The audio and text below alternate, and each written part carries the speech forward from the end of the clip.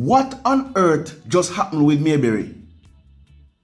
If you woke up on Friday, January 9, 2026, and you check your portfolio, you probably felt a pit in your stomach. In just 6.5 hours of trading, Mayberry Jamaican Equities, or MJE, plummeted by a staggering 17.56%, closing at just $7.04. We're talking about millions of dollars in market value evaporated in a single session. And this was not just a dip. It was a full-blown free fall that sent shockwaves through the JSE main market. Now in this video, we're going to examine what may have caused the dip, what has happened since, and what to look out for in the near future. If you want more videos like this, please hit that like and subscribe to the channel right now. It will really help our community grow. Plus, you will receive notification when we release more content like this in the future. But why did this happen? To understand the crash, you have to look at the Melissa effect. Following the devastation of Hurricane Melissa late last year, the Jamaican economy has been under immense pressure, and the MJE, as an investment holding company, is essentially a basket of the Jamaican economy. When the companies MJE owns start feeling the squeeze of high inflation and post-hurricane rebuilding costs, MJE's net asset value took a hit.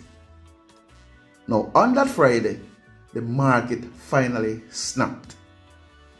Investors hit the panic button and the sell-off became a landslide. But here is where it gets even crazier. If you had sold on Friday in a panic, you might have just made a massive mistake. On the very next trading day, January 12, 2026, MJE has come roaring back as a top gainer, up over 21%. Now, this is the kind of extreme volatility that can either make you rich or wipe you out. It's a dead cat bounce for some, but for others, it's a sign that the stock was massively overvalued. So, is your money safe? The truth is, the JSE in 2026 is not for the faint of heart. MJE is still currently trading well below its net asset value of around $8.18, which means that on paper, it's still a bargain. But with a mediocre balance sheet rating and earnings declining over the last few years, the risk is still real. If you're heavily concentrated in just one or two stocks, like MJE or the newly listed WIPT, you're exposed to these 17% swings. The lesson here: don't trade on emotion.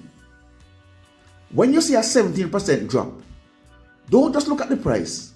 Look at the net asset value, the NAV.